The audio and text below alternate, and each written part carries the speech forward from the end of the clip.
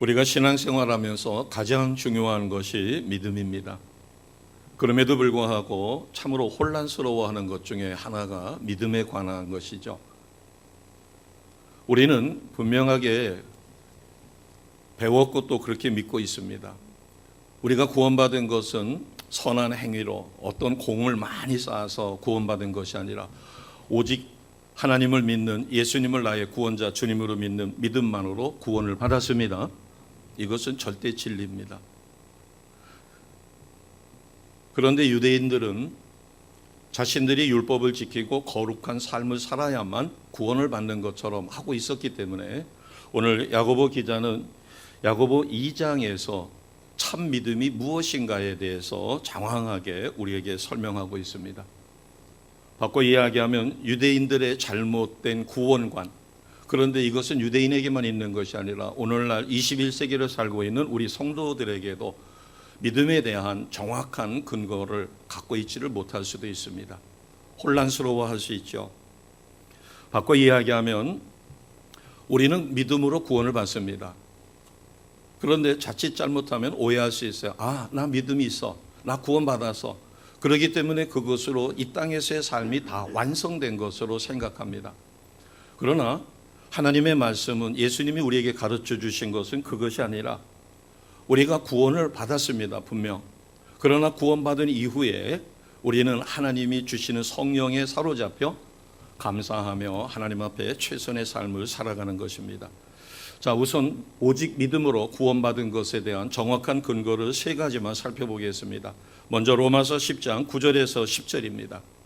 내가 만일 내 입으로 예수를 주로 시인하며 또 하나님께서 그를 죽은 자 가운데서 살리신 것을 내 마음에 믿으면 구원을 받으리라. 사람이 마음으로 믿어 의에 이르고 입으로 시인하여 구원에 이르느니라. 아멘. 한 구절 더 보겠습니다. 5장 1절입니다. 같이 합니다. 그러므로 우리가 믿음으로 의롭다 하심을 받았으니 우리 주 예수 그리스도로 말미암아 하나님과 화평을 누리자. 자, 3장 28절입니다. 같이 합니다. 그러므로 사람이 의롭다 하심을 얻은 것은 율법의 행위에 있지 않고 믿음으로 되는 줄 우리가 인정하노라. 아멘.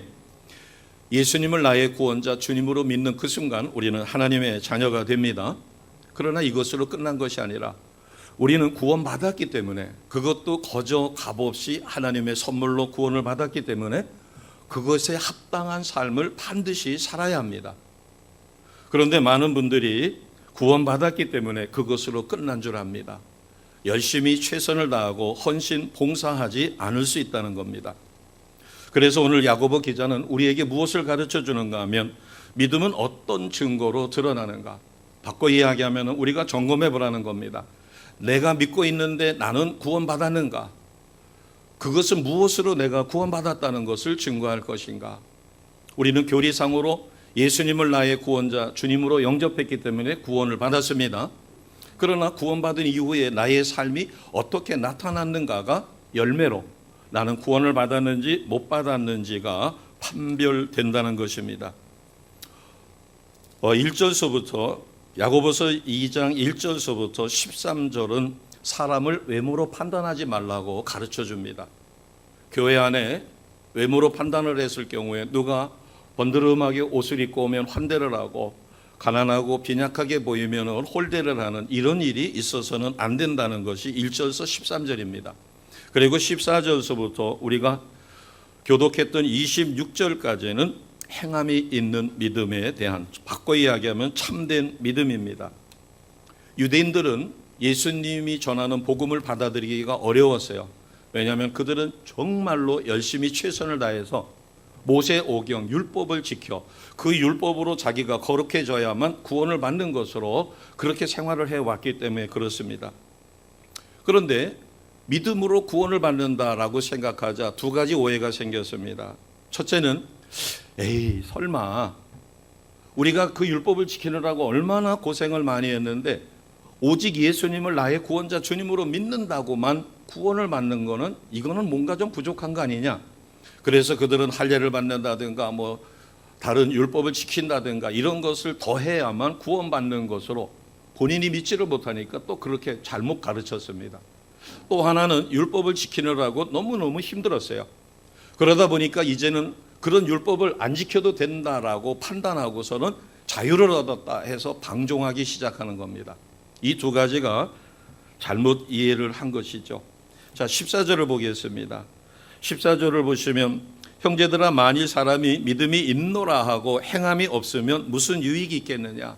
그 믿음이 능히 자기를 구원하겠느냐? 바꿔 이야기해서 마지막 말은 그 믿음이 능히 자기를 구원하겠느냐 하는 것은 구원할 수 없다는 겁니다. 입술로 고백합니다. 주님, 저의 주님이십니다. 그런데 그 이후에 생활이 없어요. 주일 성수를 반듯하게 합니다. 그러나 주일 성수 이외에 하는 것이 아무것도 없어요. 말씀을 보지도 않고 기도하지도 않고 이웃을 섬기지도 않고 어떠한 헌신과 봉사가 없어요. 입술로만 고백한다라고 그렇게 보통 이야기합니다. 행함이 없는 믿음. 자, 17절을 보겠습니다. 행함이 없는 믿음은 두 가지로 두 귀절에서 이야기합니다. 17절에 보면 행함이 없는 믿음은 그 자체가 뭐한 것이라고 그랬어요? 죽은 것이다. 26절을 보겠습니다. 26절 같이 합니다. 행함 없는 몸이 죽은 것 같이 행함이 없는 믿음은 죽은 것이다. 아멘. 죽은 것이라고 하는 것은 겉으로 보기에는 신실한 성도처럼 보이지만 믿음이 있는 것처럼 보이지만 실상은 믿음이 없다. 바꿔 이야기하면 구원받지 못했다라는 것입니다. 예수님께서 분명하게 말씀하셨습니다. 마태복음 5장에 보면 산상수훈에서 특히 마태복음 5장 20절에 예수님이 가르쳐 주셨어요. 너희의 의가 바리새인이나 서기관의 의보다 더 낫지 못하면 결단코 천국에 들어갈 수 없다. 우리가 어떻게 바리새인을 쫓아가요? 그들은 머리를 따서 그 머리카락 끝에다가 말씀을 문종이 같은 데다가 아주 깨알같이 적어가지고 머리 끝에다가 달고 다녀요. 이마에다가는 말씀통을 달고 다닙니다. 그들은 철저하게 율법을 지켜 일주일에 2번 이상 금식합니다. 그 다음에 안식일이라고 해서 그들이 우리가 생각하는 주일 그것을 아침부터 저녁 늦은 시간까지 철저히 지키고 다른 것은 전혀 하지 않습니다. 제가 몇 가지만 예를 들어 드릴 테니까 그것을 다 완성시키셨는가? 만약에 제가 몇 가지 예를 들어 드리는데 그것을 완성하지 못했고 이루지 못했다면 율법으로 구원받지 못한 것입니다. 자, 첫 번째는 이런 것입니다. 마태복음 5장 21절에서 48절에 보면 형제를 미워하는 자는 구원받지 못하는 것이죠. 마음에 음욕을 품지 않을 수 있습니까? 오른뺨을 치면 왼뺨을 돌려댈 수 있습니까? 속옷을 달라고 하면 겉옷을 줄 수 있습니까? 내가 원수처럼 생각하는 사람을 사랑할 수 있습니까? 지금 제가 몇 가지 예를 들어드렸는데 만약에 이런 행위를 우리가 완벽하게 이루어야 구원을 받는다면 저부터도 구원받을 수가 없는 거죠. 그래서 결국은 율법이 무엇을 우리에게 가르쳐 주는가 하면 우리가 의로운 삶, 의로운 행위로만은 구원받을 수가 없다. 그러면 이제 궁금한 게 많으실 겁니다. 예수님을 믿는 믿음이 있으면 반드시 그 믿음은 믿는 자로서의 합당한 삶으로 나타납니다. 만약에 그것이 없다면 오늘 17절 말씀처럼 26절 말씀처럼 죽은 것이에요. 우리는 믿음과 행함의 관계를 바르게 정리해야 합니다. 믿음으로 의롭다라고 우리가 구원을 받았으면 반드시 거기에는 걸맞는 삶의 모습이 나타난다는 겁니다. 아기를 낳는데 아기가 사산이 됐어요. 그러면 증거가 분명히 있습니다. 그 아기는 움직이지도 않죠. 울지도 않죠. 그런데 사산을 한 게 아니라 정상적인 아기를 낳으면 아기는 반드시 무엇을 하게 될까요? 울음을 웁니다. 그리고 몸을 움직이죠. 그리고 배가 고프다고 입을 오물오물하면서 먹을 것을 달라고 할 것입니다. 바꿔 이야기하면 우리가 믿음으로 의롭다 함을 받은 것에는 반드시 증표가 따른다는 겁니다. 증거가 있어야 된다는 거예요. 믿음은 세 가지로 나눌 수 있습니다. 예수님을 인격적으로 닮아야 되기 때문에 지적인 요소가 있고 정서적인 요소가 있고 의지적인 요소가 있어요. 지적인 요소가 있다고 하는 것은 주님께서 나의 죄를 위하여 십자가에 죽으셨다는 사실을 아는 것이 중요합니다. 첫째는 아는 거예요. 예수님은 나를 위해서 십자가에 죽으셨고 하나님은 인류를 구원하기 위하여 예수님을 인류의 대속 희생 제물로 이 세상에 보내셨기 때문에 예수님은 나의 죄를 대신해서 죽으셨다. 그리고 그것을 믿기 때문에 내 심령 속에는 기쁨이, 그리고 하나님 앞에 감사가, 그리고 구원의 감격을 누리게 됩니다. 이해가 돼서 감정적으로 다가와서 그 다음에는 의지적으로 나의 의지를 다해서 나를 구원해 주신 예수님을 닮아가는 삶, 그래서 현실의 삶에서 섬김과 보살핌으로, 그리고 최선을 다하는 삶으로 나타나게 됩니다. 자, 10절에서 13절을 보시게 되면 특히 13절을 보겠습니다. 우리가 내가 믿는 자입니다 라고 하기에는 13절의 것이 반드시 나의 삶에서 나타나야 된다는 것입니다. 13절 같이 합니다. 시작. 공의를 행하지 아니하는 자에게는 공의 없는 심판이 있으리라. 공의는 심판을 이기고 자랑하느니라. 아멘. 자, 이것은 조금 후에 또 반복될 수 있으니까 제가 조금 후에 말씀을 드리겠습니다. 간단하게 말씀드리면, 내가 왜 얼굴도 모르는 저 오지에 있는, 세계 각국의 오지에 있는 그들에게 선교비를 보내야 됩니까? 그것은 내가 값없이 거저 하나님의 사랑을 얻었고, 우리가 수십 년 전에 어느 선교사가 이 땅에 와서 피 흘려 우리를 위하여 복음을 전했기 때문에 우리는 예수님을 믿을 수 있게 되었습니다. 하나님은 나를 위하여 예수님을 이 땅에 보내셨고, 예수님은 하나님의 희생의 어린 양이 되어 십자가에 피 흘려 나의 죄를 대신해서 죽으셨고, 오직 나는 그것을 믿는 믿음만으로, 그래서 하나님이 얼마나 우리를 긍휼히 여기시는가, 그 긍휼을 가지고 있어야 된다는 것입니다. 자, 또 하나는 15절에서 17절입니다. 먼저 15절을 보겠습니다. 15절입니다. 같이 합니다.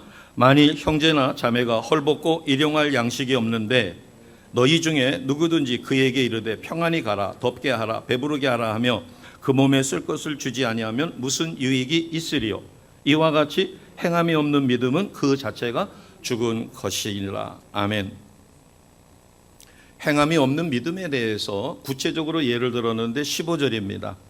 그런데 여기서 우리가 오해할 수가 있습니다. 어떤 오해인가 하면 15절이 구제 아니야? 형제나 자매가 헐벗고 일용할 양식이 없으면 그것을 채워주는 겁니다. 구제하는 거죠.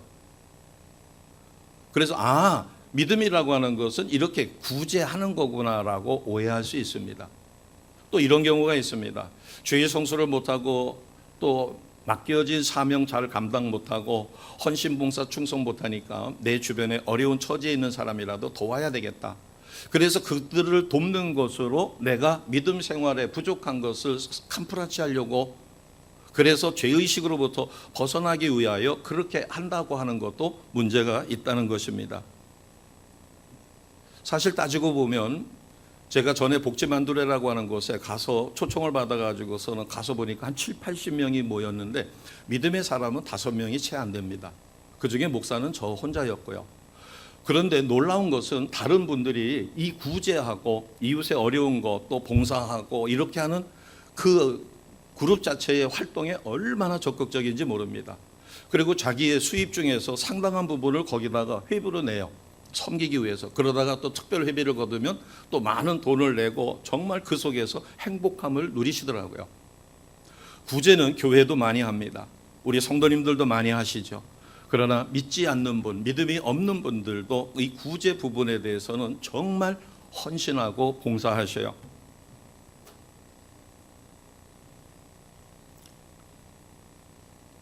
비근한 예로 이러한 예를 하나 더 드리겠습니다. 그렇게 헌신하고 봉사하시는 믿음이 없는 분을 이제 전도하기 위해서 마음을 터놓으라고 여쭤봤어요. 굉장히 열심히 하십니다. 그러면서 어떤 마음을 가지고 하세요? 그랬더니 자기가 어려서 너무나 배가 고팠고 그다음에 학비도 뭐 등등 해서 너무 어려운 삶을 살았기 때문에 이런 어려운 처지에 있는 사람을 보면 꼭 자기를 보는 것 같대요. 자기 어린 시절을 보는 것 같대요. 그래서 자기도 모르게 도와주어야 마음이 편하다는 거예요. 그래서 자기는 이해타산 따지지 않고 열심히 그렇게 섬긴다고 그러더라고요. 하나님을 믿어도 갈등이 없이 믿는 분이 있습니다. 온실 속의 꽃처럼 말씀 그대로 아멘 아멘 아멘 아멘 아멘 하고 받고 또 삶에 환란이 별로 없었어요. 그러다 보니까 모범생처럼 부모님의 믿음의 가정에서 자라다 보니까 부모님이 하라는 거 하고 교회에서 인정받고 그러니까 모범적으로 삽니다. 소위 말해서 의로운 삶을 사는 거예요. 그리고 신앙생활하면서 갈등이 없었어요. 안 믿어지는 게 아니라 집안 분위기 전체가 그렇다 보니까 자연스럽게 하도 듣다가 보니까 저절로 믿어지게 됐어요. 그런데 주변에서 친구들이 이탈을 하거나 어떤 비리를 저지르거나 어떤 실수를 하거나 잘못을 하면 납득이 안 됩니다. 그냥 성격상 내색을 안 하고 그냥 참고 있는 거지. 속에서는 왜 저러지? 아니 왜 저렇게 죄를 짓지? 아니 왜 가출을 하지? 아니 왜 수업 시간에 도망을 치지? 쨘다고 그러죠. 이해가 안 되는 거예요. 신앙 안에서도 믿어지는 문제를 가지고 회개의 문제를 가지고 너무 심란하게 막 이렇게 하는 사람을 보면 이해가 안 돼요. 바꿔 이야기해서 좋은 환경 속에서 온실의 꽃처럼 자기 의로 지금까지 거룩한 삶을 살아온 사람은 남의 허물과 이것을 용서하는 것이 결코 쉽지 않습니다. 그것을 내색할 수 없으니까 또 이야기하면은 문제가 될 수도 있고 이상한 사람으로 취급받으니까 일체 내색을 하지 않으니까 저 사람은 온유해, 저 사람은 정말 스탠다드야, 어쩌면 저렇게 믿음의 자세가 좋아 칭찬받습니다. 그런데 본인은 정작 그런 분들에 대해서 이해를 하거나 그를 위해서 눈물 뿌려가며 기도를 하거나 어떤 분이 다른 사람을 위해서 중보기도 하면서 막 우는 거를 보면 이해가 안 되는 거예요. 왜 저렇게 누구 중보기도 한다고 그러면서 울지? 그 다음에 회중 기도를 하면서 아니면 같이 모여서 합심 기도를 하면서 눈물로 하나님 앞에 부르짖을 때 이해가 안 돼요. 그리고 특히 악한 짓을 하는 친구들을 보면 더더욱 이해가 안 됩니다. 그러다 보니까 그는 의무적으로 구제도 하고 헌신도 하고 봉사도 합니다. 그런데 안타까운 것은 그 속에 겪어보지 않았기 때문에 내가 너무너무 어려워가지고 밥을 먹지 못했고 배가 너무너무 고파서 5끼, 6끼, 7끼를 굶었는데 누가 빵 한 조각 줬었을 때 그게 얼마나 맛있고 얼마나 고마웠는지 모르는 거죠. 겨울에 입을 옷이 없어가지고 벌벌벌벌 떠는데 누군가가 따뜻한 코트 하나를 줬는데 그것 가지고 겨울을 나는데 얼마나 감사한지 모르는 거예요. 이런 체험이 없다 보니까 그는 구제도 하고 반듯한 모습으로 모범적인 신앙생활을 하고 있지만 그 속에는 따뜻함이 없습니다. 동정심이 없는 거예요. 아까 13절에 우리가 읽었던 궁휼이 그에게는 없어요. 찾아보기가 어렵습니다. 그러나 겉으로 드러내지 않고 내색하지 않고 발설하지 않으니까 그는 젠틀맨이고 교회 안에 모범생이고 교회 안에서 칭송받는 아름다운 믿음의 사람으로 보여질 뿐입니다. 하나님은 어떻게 생각하실까요? 그래서 이사야 선지자가 이사야 1장 10절에서 17절에 뭐라고 이야기하는가 하면 얘들아 나는 이제 지쳤다. 너희가 나한테 제물을 무수히 많은 제물을 드리는데 수양의 번제와 살찐 짐승의 기름으로 나는 배불렀고 나는 숫송아지나 어린 양의 수염소의 피를 기뻐하지 않는다. 너희가 이 성전으로 와서 이 마당만 밟고 여기서 제물을 드리지만 나를 공경하는 마음이 전혀 없구나. 그것은 제사를 드리지 말라는 것이 아니죠. 이사야 선지자가 이스라엘 백성을 향하여 이야기할 때 너희 손에 피가 그득하다. 바꿔 이야기하면 이렇게 현실적으로 이런 이야기가 될 수 있습니다. 일주일 동안 세상 잡기에 빠져 있습니다. 노름하고 도박하고 그다음에 술 먹고 담배 피우고 또 음란한 짓 다 하고 그런 다음에 주일날 새벽에 사우나 가가지고서는 사우나하고 몸에 냄새 같은 거 다 하고 옷 싹 바꿔 입고서는 스스로 목욕한 다음에 교회를 나옵니다. 그리고 헌금도 하고 그리고 교회 봉사도 하고 이 모습과 이사야 선지자가 1장 10절에서 17절에 이스라엘 백성은 거룩하게 하나님 앞에 희생의 제물을 드리고 그리고 많은 보는 사람들이 앞에 일주일에 2번 이상 금식하고 이렇게 해서 거룩한 모습으로 살아가요. 그런데 하나님께서 뭐라고 말씀하시는가 하면 이제 지쳤다는 겁니다. 너희들이 그렇게 무수히 드리는 제물, 수양의 번제, 살찐 짐승의 기름으로 나는 배불렀지만 그런 모습은 너희들에게 있지만 너희들이 진정 나를 사랑하거나 경외하지 않는다는 겁니다. 너희 손에 피가 그득하지 않느냐? 가난한 사람들을 겁탈을 해가지고 그들의 재산을 착취해가지고 네가 부를 쌓았는데 그 부를 가지고 무엇을 했느냐는 겁니다. 바꿔 이야기하면 하나님은 이스라엘 백성의 종교적인 행위를 싫어하시는 것이에요. 자, 이런 경우는 예외가 될 것입니다. 자신이 일주일 동안 그렇게 살았기 때문에 꼴뚜 새벽에 목욕탕에 가서 목욕하고 그런 다음에 예배에 참석했는데 하나님의 말씀에 찔림을 받아가지고 조금씩 변화의 삶이 있다고 하면은 하나님이 기뻐하실 것입니다. 그러나 와서 예배는 드렸어요. 나 오늘 주일 성수해서 나 예배 드렸어. 그러고 똑같은 삶을 일주일 동안 또 반복하는 거예요. 하나님 싫어하시는 일을 아무런 죄의식 없이 하고 또 역시 그 다음 주 주일날 아침에 일찍 새벽같이 가서 목욕하고 옷 바꿔 입고 몸에 담배 냄새 이런 거 싹 다 없어지게 만든 다음에 하나님 앞에 달려오는 것입니다. 물론 믿음이 없어서 그것만이라도 감지덕지해야 될 부분이 있죠. 이제 믿기 시작하시지 얼마 안 된 분, 교회에 나온다는 사실만으로도 너무너무 감사합니다. 그러나 오늘 제가 드리는 말씀은 긍휼을 입은 사람은 반드시 내가 긍휼을 베풀게 되어 있습니다. 왜냐하면 우리는 거저 믿은 것이 아니라 나의 영속에 예수님을 나의 구원자 주님으로 믿는 그 순간 성령께서 어디에 계셔요? 나의 마음에 있는 것이 아니라 영에 있다고 해야 됩니다. 같이 해봅니다. 나의 영 안에 계신다.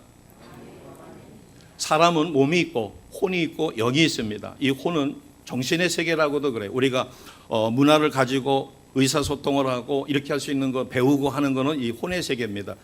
스피릿의 세계예요. 그런데 안 믿는 사람은 영이 죽어 있어요. 그래서 아무리 성령께서 이야기해도 혼의 세계는 영을 받을 수가 없어요. 그러나 예수님을 믿으면 죽었던 영이 살아납니다. 그래서 성령께서 어디에 계셔요? 이 영에 계셔가지고 영을 다스리는 거예요. 영에게 깨우치는 거예요. 영을 간섭해요. 그러니까 내 영이 살아나서 누구를 간섭해요? 혼을 간섭해요. 나의 정신의 세계, 마음에 찔림을 주고 찔림이 오니까 나의 몸이 반응을 하는 거예요. 이제부터는 내가 이런 삶을 살아야 되겠다 해서 그 좋아하던 도박이라든가 또는 인터넷 게임이라든가 이런 것에 심취했던 것으로부터 서서히 벗어나고 그것을 하다가 또 실수를 하게 되면 하나님 앞에 회개 기도를 배웠으니까 회개하는 거예요. 하나님 죄송해요. 제가 이게 습관에 붙어가지고 또 넘어졌네요. 그러면서 다시 고치고 그래서 점점 하나님 원하는 의로운 삶으로 변화가 일어난다면 그것은 행함이 있는 믿음입니다. 행함이라고 해서 어디 가서 봉사하고 섬기고 이것만이 아니라 자신과의 피 튀기는 싸움을 통하여 의로움을 회복하려고 노력하는 그것입니다. 왜 하나님께서 가난한 형제들을 우리가 도와야 될 오늘 15절 말씀처럼 헐벗고 일용할 양식이 없는 이들을 우리 주변에 두셨을까? 그것은 우리가 하나님으로부터 긍휼을 받았다는 사실을 잊지 말라고 우리에게 주신 선물로 생각하면 크나큰 은혜가 될 것입니다. 섬기다 보면 나도 옛날에 그랬었지. 그런데 그가 그렇게 기뻐하는 것을 보면 그것을 통해서 나는 마음에 기쁨이 있는 것입니다. 자, 갈라디아서 5장 4절에서 6절 말씀, 율법 안에서 의롭다함을 얻으려 하는 너희는 그리스도에게서 끊어지고 은혜에서 떨어진 자로다. 자, 4절을 다시 한번 보겠습니다. 왜 그리스도에게서 끊어지고 은혜에 떨어진 자예요? 우리는 이미 예수님을 통하여 의롭다라고 인정을 받았습니다. 그런데 그게 부족하다고 뭘 더 하려고 하는 거예요? 율법 안에서 의롭다함을 얻으려고 하는 것입니다. 자, 5절입니다. 같이 합니다. 우리가 성령으로 믿음을 따라 의의 소망을 기다리노니. 아멘. 우리가 하나님의 사랑으로 어떤 거룩한 일을 하고 누구를 돕고 구제하고 베푸는 삶은 하나님 기뻐하십니다. 그러나 긍휼함이 없어요. 그러나 율법적으로 의로운 그것을 해야만 구원받는 것으로 착각하고 그렇게 한다면 이것은 문제가 있는 겁니다. 천주교에서는 구원을 이렇게 가르칩니다. 우리는 구원은 오직 무엇으로 받는다고 그랬어요? 중요하니까 같이 합니다. 구원은 믿음으로 받는다. 오직 믿음으로 받습니다. 그런데 천주교는 절반의 믿음을 가르쳐요. 예수님을 믿는 믿음으로 50% 구원을 받아요. 그러면 나머지 50%는 어떻게 구원을 받아요? 구원받은 다음에 얼마나 의롭고 거룩하며 예수님이 이 땅에 남겨놓으신 복음을 전하고 하나님 나라를 확장하는 일에 최선을 다했는가가 합해져서 50%가 언제? 내가 세상 떠나는 그날 합해져 가지고 이게 100%로 그래서 구원을 받을 수도 있고 구원을 못 받을 수도 있는 거예요. 이것은 잘못된 교리입니다. 구원은 오직 믿음으로 받습니다. 그러나 조심할 것은 믿음으로 구원을 받았으면 갓난 아기가 사산이 된 게 아니라 생명체로 태어났으면 그 아기는 울고 배설하게 되고 먹을 것을 찾고 움직이고 깔깔거리고 웃고 아이는 성장을 계속해서 하게 됩니다. 똑같이 생각해 보시기 바랍니다. 우리는 예수님으로 인하여 이 세상에 새로운 생명체로 다시 탄생했습니다. 새 창조됐어요. 그러면 우리는 울어야 됩니다. 울어야 될 때는 울고 먹어야 될 때는 먹고 행해야 될 때는 행해야 되는데 그것이 없다면 죽었다는 거죠. 사산이라는 거예요. 자, 요한일서 3장 16절에서 19절 말씀, 중요한 말씀이니까 우리가 함께 하겠습니다. 같이 합니다. 시작. 그가 우리를 위하여 목숨을 버리셨으니 우리가 이로써 사랑을 알고 우리도 형제들을 위하여 목숨을 버리는 것이 마땅하니라. 누가 이 세상의 재물을 가지고 형제의 궁핍함을 보고도 도와줄 마음을 닫으면 하나님의 사랑이 어찌 그 속에 거하겠느냐. 자녀들아, 우리가 말과 혀로만 사랑하지 말고 행함과 진실함으로 하자. 아멘. 구제가 필요 없다는 얘기가 아니죠. 믿음이 있으면 그 속에 긍휼히 여기는 마음이 있고 그것은 자연스럽게 어려운 이웃을 돕는, 그래서 하나님의 사랑을 나누어 드리는 실천적인 모습으로 나타난다는 겁니다. 자, 중요한 것은 16절이기 때문에 16절을 다시 한번 보겠습니다. 우리가 왜 얼굴도 모르는 오지에 있는 그 어린이들을 위해서, 그 생명체를 위해서 우리가 선교비를 보내고 선교사를 파송해야 되는가?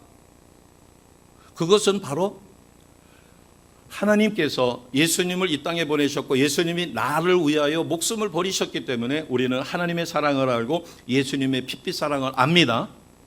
아멘. 그래서 두 번째 줄을 보면 이로써 우리가 사랑을 알고, 그러기 때문에 우리도 형제를 위하여 예수님처럼 조건 없이 무조건 사랑하게 되는 것이 마땅하다. 명쾌한 답이 여기 있습니다. 형제를 위하여 목숨을 버리는 것이 당연하다. 왜?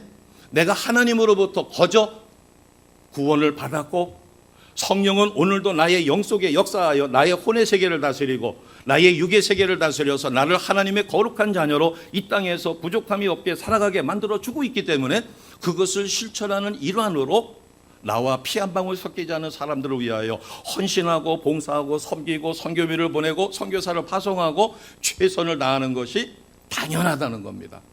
아멘입니다. 그래서 우리는 사랑을 받은 자요, 사랑을 받았기 때문에 내가 그 사랑을 나눌 수 있다는 것입니다.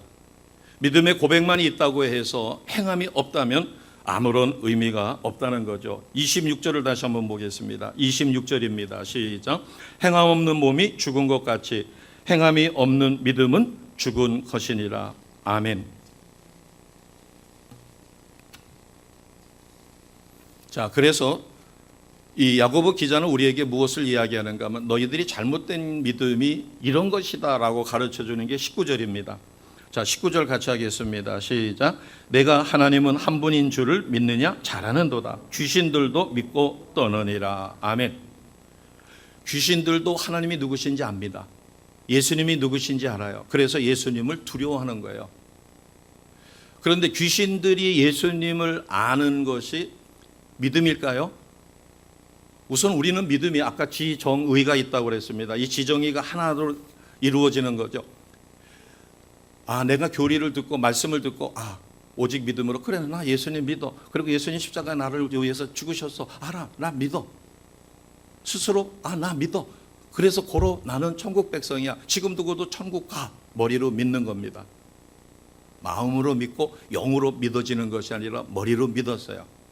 그것을 지금 이야기하는 것이 귀신들도 예수님이 누군지를 알고 그것을 믿기 때문에 두려워서 벌벌 떨고 있다는 겁니다.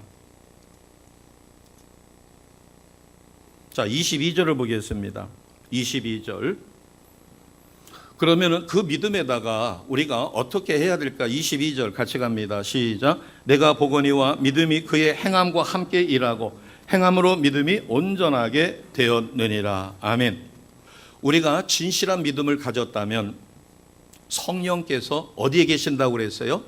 나의 영 안에 계십니다. 내 영에 계시기 때문에 성령께서 내가 잘못된 행동을 하면은 성령은 뭐 해요? 탄식하며 나에게 깨우쳐 주는 겁니다. 얘야, 그거 잘못된 거야.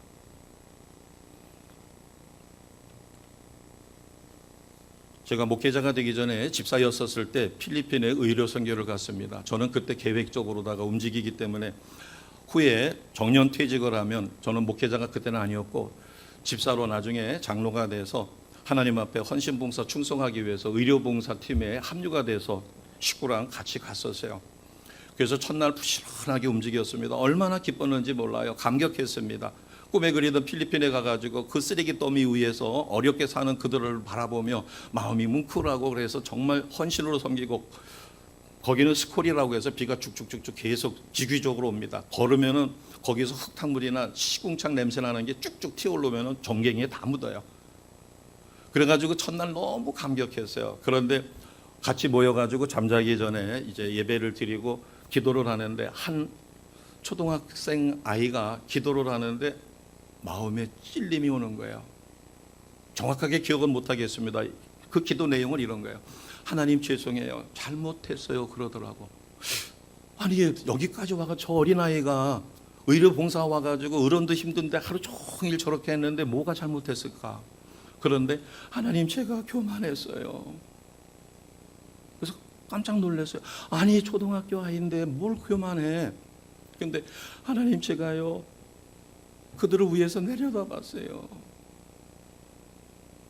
그런데 그 순간 뭔가 저한테도 찡 하고서는 딱 오는 게 있었고, 다른 사람들도 탄식을 하면서 주님 하면서 순식간에 울음바다가 됐어요. 그 내용은 그것입니다. 저도 그게 있었어요. 하나님 앞에 어떻게 감사했는가 하면, 하나님 그래도 대한민국은 잘 살아가지고 이렇게 와서 이들을 돕게 해주셔서 감사합니다. 그런데 그 아이는 더 영이 깨끗하니까 그 속에 뭐가 있었는가 하면 교만이죠. 이해가 잘 안 되실 수 있겠지만 저는 처음에 그게 교만인지 몰랐어요. 그리고 그날 그냥 잤으면 교만인지 모르고 일주일 동안 계속 그렇게 했을 거예요. 그런데 그 아이가 영에 민감하니까 교만했다며 자기가 우월한 위치에서 그 아래에 있는 저들 불쌍한 이들을 갖다가 섬기고 돕고 이렇게 하는 것으로 제가 하나님 앞에 감사했던 것이, 그래도 한국은 부유했고 하나님 저에게 부를 주셔서 그래서 시간도 주시고 또 방학 때 이렇게 이용해서 와서 이렇게 하게 하시는 건 너무 감사하다고 했는데, 그 속을 성령께서 정확하게 찔러주는데, 이게 영적 교만이구나. 내가 주님을 사랑하는 사랑의 마음으로 저들을 섬긴 게 아니라 우월감을 가지고 우쭐하면서 높은 위치에서 저들을 불쌍히 여기는 그것은 궁율이 아닙니다. 그것은 주님의 사랑이 아니에요. 그들을 분명히 불쌍히 여겼어요. 그리고 그들을 손을 잡아줄 때도 거기에는 사랑이 있다라고 믿었어요. 그러나 그 사랑 본질 속에는 우월감과 우쭐함과 어깨에 힘주고 그렇게 섬겼는데, 그 아이의 기도를 통하여 첫날 완전히 깨졌죠. 그래서 정말 그 밤에 잠을 자는데, 하나님 정말 죄송해요. 저는 그런 마음이 전혀 없었고 꿈에도 없었는데, 그 아이의 기도를 통해서 정말 정직하게 저를 찔러주셔서 너무 감사합니다. 첫날 이것을 깨닫게 해주시니 너무너무 감사합니다. 저는 그 아이의 진솔한 기도에 성령께서 역사하심으로 저뿐만 아니라 그날 전부 다 대성통곡하고 회개하고 난리가 났습니다. 정말 하나님의 은혜죠. 내가 진정한 믿음을 갖고 하나님 뜻대로 하려고 하면 내가 몰랐어도 무의식 중에 있는 것까지도 성령께서는 찝어가지고 진정한 회개를 시킵니다. 믿음은 분명한 진실한 회개와 그리고 그 회개를 통하여 하나님이 주신 메시지에 순종하는 마음을 갖습니다. 저뿐만 아니라 다른 일행들이 한 10명 정도 한 팀이었었는데 그들의 삶이, 그들의 모습이 달라졌어요. 우월감이나 우쭐함이나 어깨에 힘들어갔던 것이 다 빠지고 정말 순수하게 그들을 섬기며 말 한마디 나누고 그들을 접촉하는 모습이 달라졌습니다. 기억하시기 바랍니다. 참된 믿음은 진정한 회개가 반드시 찾아옵니다. 왜 찾아올까요? 성령께서 살아서 내 영의 역사를 하니까. 진정한 회개가 이루어지지 않으면 죽은 믿음이라는 거죠. 교만이 가득 차서 아니면 마음이 강팍해서 성령께서 찔러 주시는데도 안 움직이는 거예요. 주일 성수를 똑바로 하라고 이야기를 해줘도 성수를 하지 않고 자기가 합리화시키는 거예요. 하나님, 주일 성수 안 하는 사람도 세상에 저렇게 많은데 뭘 나한테 더 요구를 하십니까? 아니에요. 진정한 믿음은 반드시 성령의 강력한 역사가 있고 그 속에서 회개와 회개에 따르는 말씀에 따르는 순종의 열매가 맺혀집니다. 그리스도인의 삶은 걷는 것으로 자주 표현합니다. 우리는 어디로 걸어가야 될까요? 지금 제가 부산으로다가 열심히 백미 달리기를 하듯이 목숨을 걸고 달려가고 있어요. 부산으로. 그런데 하나님은 저를 어디로 부르셨어요? 서울로 부르셨어요. 저는 열심히 부산을 향하여 목숨이 끊어질 듯이 달리고 있지만 방향이 잘못됐어요. 그리스도인의 삶은 걷는 것과 같습니다. 우리는 방향이 어느 방향이에요? 서울도 아니고 부산도 아니고 예수님을 닮아가는 방향으로 가야 합니다. 누구를 닮아가야 된다고요? 우리의 방향은 예수님이에요. 천국이 아닙니다. 예수님을 닮으면 이미 내 속에, 내 영 안에, 내 영과 혼과 몸 안에 무엇이 이루어져요? 천국이, 하나님의 나라가 이루어집니다. 그렇기 때문에 우리는 기쁜 거예요. 그래서 항상 기뻐하라고 하는 말씀이 아멘으로 받아들여지며 항상 기뻐할 수 없는 부분에 대해서 하나님 앞에 기도하고 회개하고 또 기쁨으로 충만해집니다. 예수 믿으면서도 기쁨이 없다. 아니, 저 사람은 예수 믿는다는데 왜 저렇게 벌레 씹은 인상을 해가지고 아유, 저 사람만 쳐다봐도 재수가 없어. 이러면 안 되겠죠. 자, 여기에 야고보 기자는 두 가지 믿음의 징표를 제시합니다. 첫째는 23절에 아브라함이 나옵니다. 아브라함은 우리가 너무나 잘 알고 있죠. 하나님께서 아브라함에게 말씀하셨어요. 얘야, 너 본토 친척 아비 집을 떠나라. 내가 너에게 지시할 땅이 있으니까 그리로 가라. 지시를 받은 게 아니에요. 서울로 가라고 명령 받은 게 아니에요.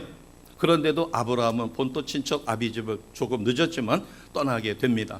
그리고 드디어는 이삭을 하나님 앞에 온전한 순종으로 바치려 할 때 그것을 통하여 하나님은 아브라함을 믿음의 조상으로 세워 주셨습니다.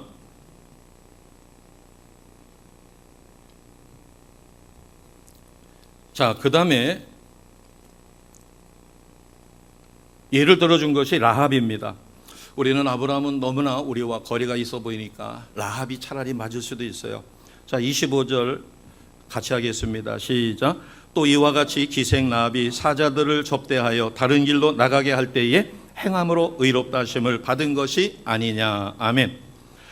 여호수아 2장 11절에 보면 라합이 자기를 찾아온 정탐꾼들에게 그렇게 이야기합니다. 여리고성이 무너지기 전에 정탐꾼을 보냈을 때 기생 라합의 집에 들어갔어요. 기생이라는데 고상하게 표현해서 기생입니다. 창녀죠. 이 사람 저 사람 와서 기숙하고 또 몸 팔고 그러는 사람이었어요. 자, 라합이 뭐라고 정탐꾼들에게 이야기하는가 하면 여호수아 2장 11절에 너희의 하나님 여호와는 위로는 하늘에서도 아래로는 땅에서도 하나님이시니라. 아멘. 하나님이라는 것은 유일하신 분이라는 거예요. 그 근동에 무수히 많은 다신들이 있지만 그런 신들은 다 허접스러운 것이고 너희가 믿고 있는 유일하신 하나님을 나도 믿는다는 겁니다. 그러면 그가 믿음을 어떻게 표현했어요? 이런 신앙의 고백으로 끝난 것이 아니라 자, 히브리서 11장 31절을 보겠습니다. 히브리서 11장 31절 같이 합니다. 시작. 믿음으로 기생 라합은 정탐꾼을 평안히 영접하였으므로 순종하지 아니한 자와 함께 멸망하지 아니하였도다. 아멘. 짧게 한 절로. 자, 믿음으로 기생 라합은 정탐꾼을 어떻게 했어요? 집 안으로 모셔드렸어요. 그리고 신앙 고백을 했어요. 나는 너희가 믿는 내 하나님, 나도 그 하나님을 유일하신 하나님으로 믿는다. 그러면서 너희를 내가 숨겨줄 테니까 하고서 직접 숨겨줬어요. 만약에 들통이 나면 자기뿐만 아니라 그 가족 전체가 죽어요. 목숨을 걸고 라합은 정탐꾼을 숨겨줬어요. 그리고서는 수색대가 와가지고서는 수색을 합니다. 그런데 안 들켰어요. 그리고 나서 시간이 지난 다음에 정탐꾼을 풀어줍니다. 보내면서 그렇게 이야기합니다.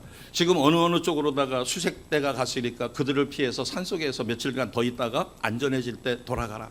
그 대신에 이 성은 하나님이 너희들에게 붙인 것을 내가 믿으니 이 성이 공략당할 때 나와 내 집을 구원해 달라. 그러면서 너희를 달아내렸던 이 붉은 줄을 내가 계속 달아놓을 테니까 이게 증표가 돼서 우리 가정을 구원해 달라. 믿음의 고백만 있은 게 아닙니다. 너희가 믿는 하나님이 유일하신 하나님이야, 참신이야, 이것으로 끝 아닙니다. 그는 목숨을 걸고 정탐꾼을 숨겨주었습니다. 그리고 그들이 이스라엘로 돌아가는 데 필요한 모든 것을 공급해 주었고 그들을 산속에서 대피시킨 다음에 그 다음에 이스라엘 진영으로 돌아가도록 목숨을 걸고 했어요. 자, 라합이 목숨을 걸고 정탐꾼을 숨겨주는 믿음의 행위로 인하여 믿음을 가졌고 믿음의 아름다운 고백이 있었고 그 다음에 행동으로 그것을 했습니다. 자, 이것을 현실적으로 바꿔서 이야기하면 이런 거죠. 예수님을 나의 구원자 주님으로 여겼으면 나는 내 인생의 피자 한 조각, 피자가 이렇게 있어서 최소한 8조각으로 나눌 수 있다면 그 중에 한 조각을 신앙생활로 드리는 것이 아니라 내 인생 전체가 신앙생활입니다. 아멘. 다시 하겠습니다. 내 인생 전체가 신앙생활입니다. 아멘. 아멘 하시는 분에게 큰 하나님의 은혜가 임하시기를 주님의 이름으로 축복합니다. 우리는 하나님 앞에 교만해요. 내 인생을 8조각으로 나누면 그 중에 한 조각을 하나님 앞에 드리고 생생내요. 하나님, 제가요 하나님 앞에 이렇게 헌신하고 봉사하고 이렇게 최선을 다했습니다. 하나님이 보시기에 나머지 7조각은 뭔데? 이거는 직장생활이에요. 이거는 자녀 키우는 거예요. 이거는 저의 출세를 위해서, 성공을 위해서 준비해 둔 거예요. 그 중에 한 쪼가리를 하나님 앞에 드리고 다 드렸다라고 착각하고 있는 거죠. 죽은 믿음이 무서운 것은 자기만 파멸시키는 게 아닙니다. 자기 주변 사람들까지 파멸을 시키죠. 교회 안에 가장 무서운 적이 있다고 합니다. 누굴까요? 안 믿는 사람이 들어와서 땡깡 치는 것이 무서울까요? 하나님을 믿는다고 하면서 하나님답게 살지 못하는 사람. 바꿔 이야기하면 자기는 거룩하고 지금까지 죄짓지 않고 하나님 뜻대로 살았다라고 인식하고 있어요. 머리로. 마음은 냉랭합니다. 왜냐하면 좋은 가정에서 아까 앞서서 말씀드린 것처럼 자기 의로 죄짓지 않고 거룩하게 살았어요. 교회 안에서 칭송받습니다. 누구를 보면 예수님을 본 것 같아요. 그런데 향기가 없어요. 그리스도의 향기가 있어야 되는데 번지르한 겉모습은 있습니다. 진짜 스탠다드예요. 나무랄 데가 없습니다. 그러나 그에게는 따뜻함이 없어요.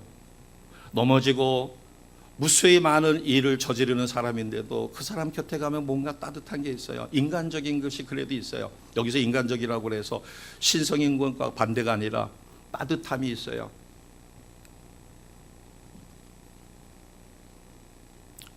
그런데 자기 의로 거룩하게 자기를 쳐서 죽기까지 복종하느라고 했는데 따뜻함이 없고 진실한 하나님에 대한 사랑이 없고 스스로 점검을 해봐도 구원받았다는 확신은 있는데 구원의 감격이 없는 거예요. 누구를 섬기는데 긍휼함이 없는 거예요. 내가 하나님 앞에 거저 피 흘려 예수께서 십자가에 죽으셨기 때문에 내가 그 사랑으로 인하여 이것을 섬겨야 하는데 그게 아니라 나는 의롭고 거룩하고 당연히 하나님의 자녀니까 의식적으로 섬기게 되고 구제하게 되고 헌금하게 되고 자기 삶의 10분의 1, 10분의 2, 10분의 3을 하나님 앞에 드려요. 그래서 착각하게 돼요. 나는 거룩해. 나는 하나님의 참된 자녀야. 그런데 하나님께서 뭐라고 이야기하는 거야? 나 너 모른다. 너를 위해서, 너를 위한 의로, 너 자신을 위해서, 너의 명예를 위해서, 네가 힘주기 위해서 너가 한 것이지 나에 대한 진정한 사랑으로 한 것이 아니라 아까 이사야가 1장에서 하신 말씀처럼 손에는 피 묻은 것이 그득한데도 그들은 하나님 앞에 거룩한 제물만 드리고 제사를 드렸다고 해서 할 도리 다 했다라고 생각하는 거예요. 그래서 세상 사람들이 그렇게 이야기합니다. 저 사람 교회에서 목사래. 저 사람 교회에 누구래? 중직이래. 근데 그래? 아니 그런데 저거 사기치는 사람이 저 사람이 목사야. 사기치는 사람이 저게 중직이야. 아이고, 하나님 믿는 것도 별거 없네. 세상 사람들이 손가락질합니다. 하나님 믿는 것도 별거 없네. 목사라는 게 사기치고 등치고 교회 중직이라고 명함 찍어가지고 다니면서 그것 가지고 사기치고, 그래서 세상 사람들이 뭐라고 이야기하는 거야? 에이, 믿어봐야 별 볼 일 없네. 저 사람 보면 믿을 필요 없어. 가장 무서운 적이 바로 교회 안에 믿는 사람답게 살지 못하는, 그러면서도 본인은 믿음이 있다라고 착각하고 있는 그런 분들이 가장 교회 안에 무서운 사람이라는 사실을 기억하시기 바랍니다. 오늘 주님께서 오늘 야고보서 2장 말씀을 통하여 우리에게 주시는 것은, 하나님은 나 자신 우리를 위하여 십자가에 죽기까지 우리를 사랑하십니다. 아멘. 마음에 찔림을 준다는 것은 그래도 참 믿음이 있다는 것이에요. 우리는 하나님 말씀을 아멘으로 받을 때 성령께서, 믿음의 성령께서 나에게 가르쳐 주시고, 그래서 우리가 행함이 없는 죽은 믿음이 아니라 부족하더라도, 내가 만족할 수는 없더라도 변화가 일어나고 회개가 일어나고, 그러면서 조금씩 점진적인 변화의 삶을 살아가는 이와 같은 삶이 굉장히 중요한 것입니다. 그래서 성경은 우리에게 스스로의 믿음을 시험해봐라 이렇게도 말씀하십니다. 고린도후서 13장 3절이죠. 너희는 믿음 안에 있는가? 너희 자신을 시험하고 너희 자신을 확증하라. 되돌아보시기 바랍니다. 나는 믿음의 사람인가? 머리로만 믿는가? 아니면 정말 주님의 사랑으로, 내가 어떤 것을 하든 간에 예수님의 사랑으로, 예수님을 닮는 모습으로 성령께서 주시는 것으로 행하고 있는가? 만약에 그것이 없다면 나는 죽은 믿음인가? 죽은 믿음은 구원받지 못한 믿음이죠. 오늘 우리 자신을 다시 한번 돌아보시며, 하나님은 진실로 우리를 사랑하십니다. 우리가 거듭나서 하나님이 기뻐하시는 하나님의 자녀요. 그래서 구원의 확신뿐만 아니라 구원의 감격을 갖고 우리는 기뻐하며 감사하며 감격하며 하나님 앞에 거저 받았으니까 거저 주는데도 아무런 이유 없이 시험 들지 않고 섬길 수 있다는 사실을 기억하시고, 오늘 주신 말씀을 통하여 행함이 있는 믿음으로 하나님을 기쁘시게 하는 우리 모두 참된 믿음의 행함이 드러나시는 주의 백성 되시기를 주님의 이름으로 축복합니다.